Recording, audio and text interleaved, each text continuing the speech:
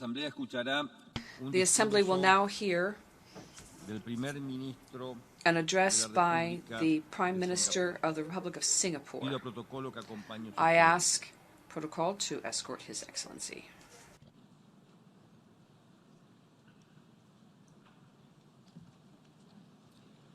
It is my great pleasure to welcome the Prime Minister of the Republic of Singapore, His Excellency Hsien Loong. Mr. President, as we approach the 75th anniversary of the United Nations next year, it's timely to reflect on the role of the UN and the relevance of multilateralism. The open and integrated international order that emerged after the Cold War has benefited all countries. For small countries like Singapore, multilateral institutions, systems, and laws are critical for our survival. These give us a stake in the global commons and a means to defend and to advance our interests. A rules-based system imposes responsibilities on all countries and creates a stable environment for all. And this is why Singapore is a staunch advocate of the United Nations, of international law, and of the multilateral system. Now the world is going through a complex transition. The strategic balance is shifting. More countries are keen to enhance their international roles and are competing fiercely for influence. At the same time, the global consensus on the benefits of globalization has eroded, and support for multilateralism has declined. In many countries, nationalist, isolationist, and protectionist sentiments have intensified. These sentiments have reshaped their domestic politics and given rise to inward-looking nativist policies, and the result is a more polarized world. Continuing along this path will lead to an even more fragmented and unstable world. And yet, despite the increased friction and greater potential for conflict, countries have, in fact, become much more interconnected. Actions by one country are having a greater and faster impact on others, and effects that may eventually redound upon themselves. In such a world, a multilateral approach is not an option, but a necessity to deal with complex global problems, including poverty eradication, pandemics, and climate change. These are some of the themes of this year's UN General Assembly debate. Sustainable development has become a priority for all countries. We all face common challenges: creating jobs, raising standards of living, and eradicating poverty. But it is very difficult for any country to develop and progress on its own. Growth requires trade, investments, and technology. And all of these activities depend on working with others within an open and orderly international framework of rules. And that has been how many countries have progressed in the last 70 years, since World War II. Developed countries opened up their own markets. In return, they benefited from access to new markets in the developing world for their industrial products, such as aircraft, electronic devices, and machine tools. China's accession to the World Trade Organization in 2001 presaged 2 decades of dramatic economic growth, which lifted more than 850 million people out of poverty. India, too, has grown steadily since the 1990s as its economy gradually liberalized and became more enmeshed with its partners. Earlier, other smaller economies in East and Southeast Asia, including Singapore, traveled this same path. Now, many developing countries in Africa and Latin America are making the same journey. But if global markets become less open and conditions for trade and investment become more uncertain and disorderly, their progress will become much harder.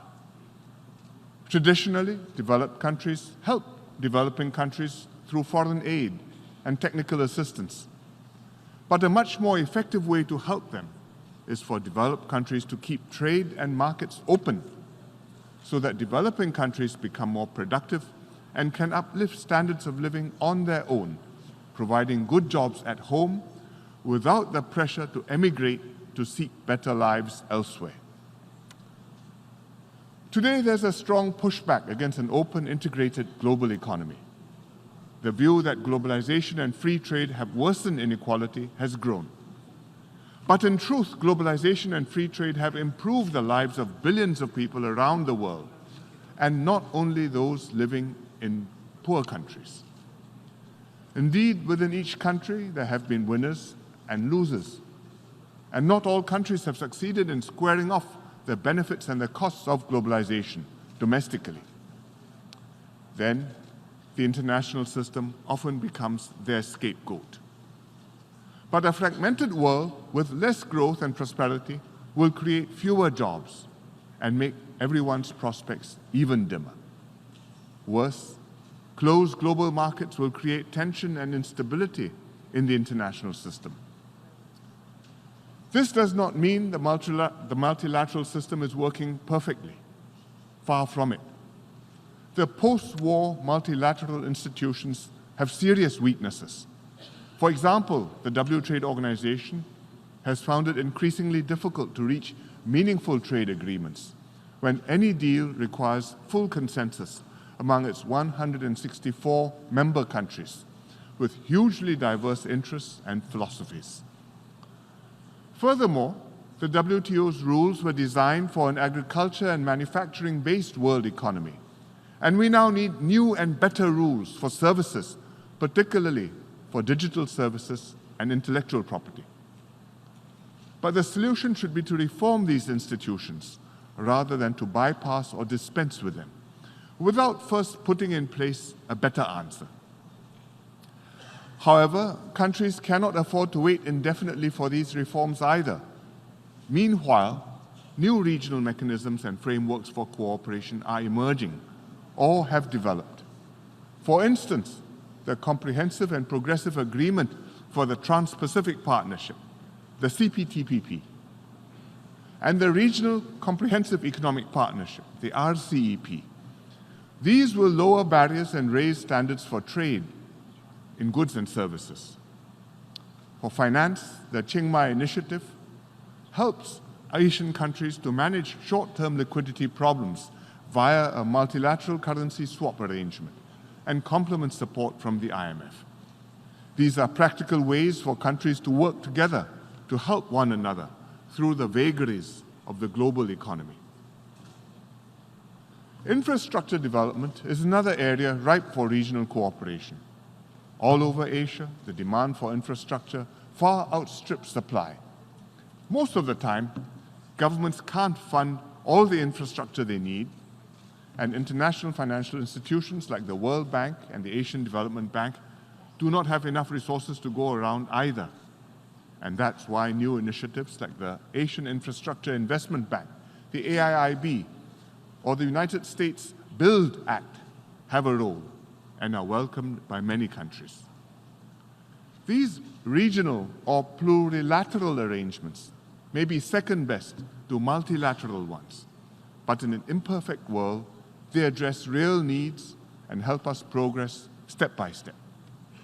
The key is to keep these arrangements open and inclusive so that the arrangements can overlap and add to one another and allow other countries to join when they are ready.